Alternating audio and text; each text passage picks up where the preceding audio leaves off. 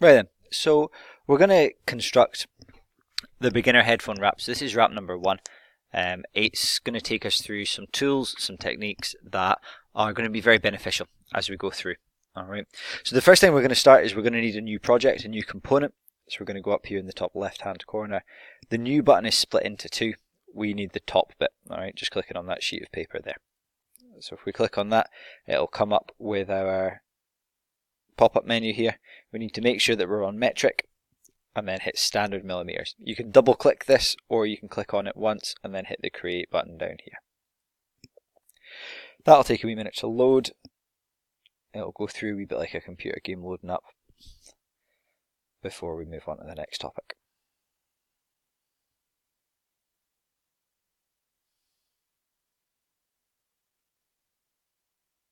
There we go. So this is our bit. We've got our three spaces. So we've got our workspace in the center here. We've got our toolbar at the top, and then we've got our browser down the side. All right, your browser might be on the left-hand side, it might be on the right-hand side. It doesn't really matter. We've then also got our navigation cube up here that will let us show the front, the right-hand side, the back, and all of this kind of thing. So the first thing we're going to do is we're going to start a 2D sketch. A 2D sketch is up in the top corner here. Again, split into 2. All right, we just need the top part up here. So we'll click there, and this gives us our work planes. The work planes, it doesn't really matter, but it's always easier to choose the XY plane. It makes things easier kind of later on down the road. So we'll click once, left click on there. First thing we need to do is this is kind of square shaped, so we need to create our square. So we're going to use the rectangle tool. So left click, and this is where we need to be a wee bit careful with our clicking. There's no click and drags here, there's no press and hold, there's no double clicks. Alright, it's single left clicks. So I'll click once, move my mouse, and click again. It doesn't really matter the size, it doesn't matter where it is, it doesn't matter if it's even. We can see that this bit's bigger than that bit. It doesn't matter, as long as you've got your wee dot and it's somewhere in the center. Alright. Next tool I'm going to use my dimension tool. So I'm going to click this one up here. And I'm going to set about making my square the right size. So I'm going to start on my top edge. So this is an edge. That is a corner. Edge, corner, edge, corner, edge. So I'm going to click once on my top edge, slide my mouse up, and I'm going to click again. I'm going to change this dimension to 40. Now it's popped off the edge of my page. I can just use my scroll wheel to scroll back out. Click on my other edge, slide my mouse out, click again, change to 40.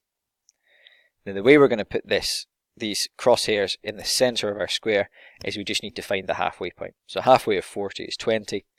So we'll click on our side and then we'll just click on this dot in the middle. You can see how the dimension disappears. So we'll click there and we'll slide up. We'll click again and we'll pop 20 in there. We'll click on the top. So we'll click on the top and then in the center and then slide out to the side. We'll change that to 20. That's a really nice start. Next thing we do, so we're on to step 5 in our step-by-steps here. We're going to use the rectangle tool again, and we're going to draw 2 squares either side of our big square. So rectangle tool again.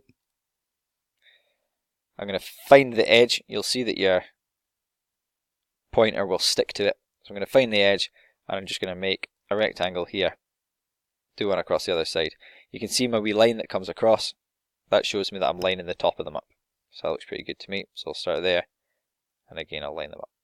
At this point, it doesn't matter the size. I'm going to use my dimension tool, and 15 is the magic number here. So I'm going to click on this edge.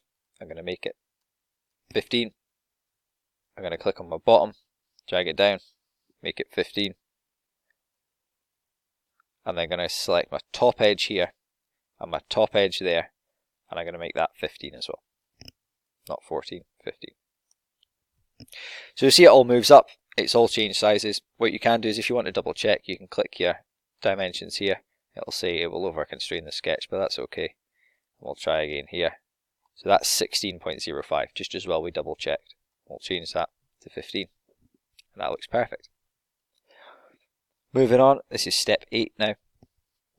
We're going to hit our circle tool. So our circle tool is up here. And we're going to put one about there. Again, not really bothered with the sizes or with the location. you'll see mine are slightly odd sizes, slightly different locations. It doesn't matter. Step 9, we're going to use our dimension tool.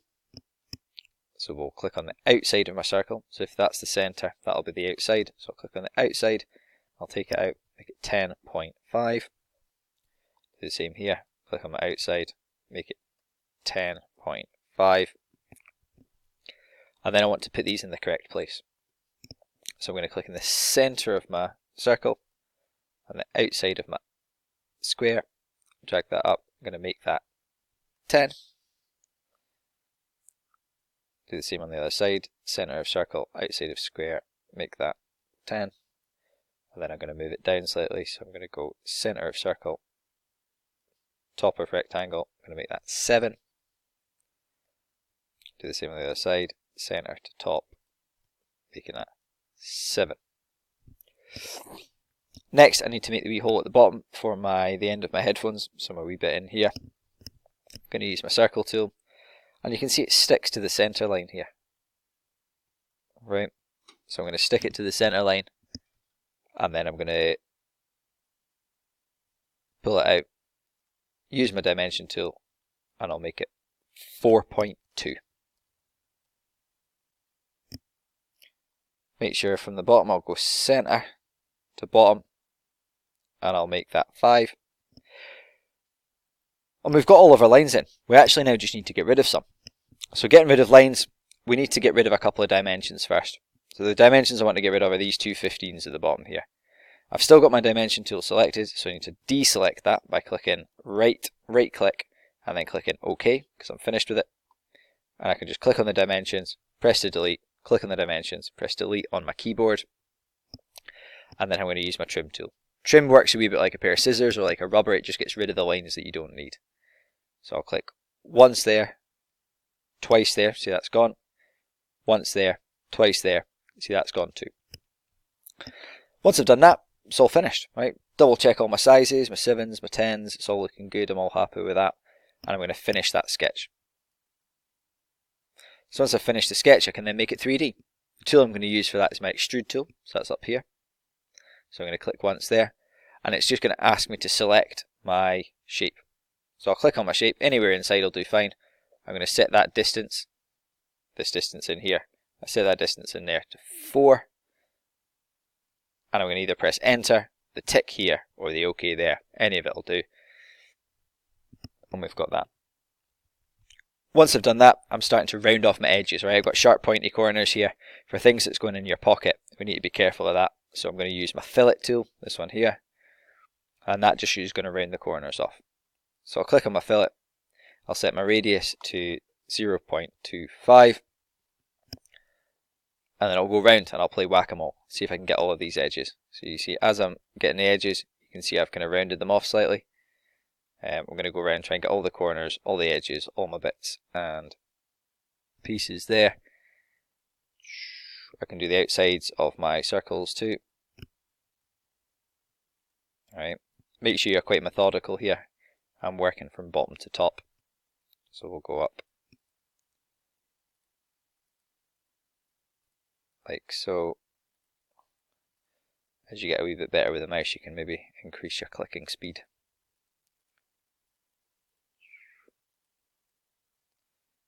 Moving along, and I think that's about it. I think I've got them all.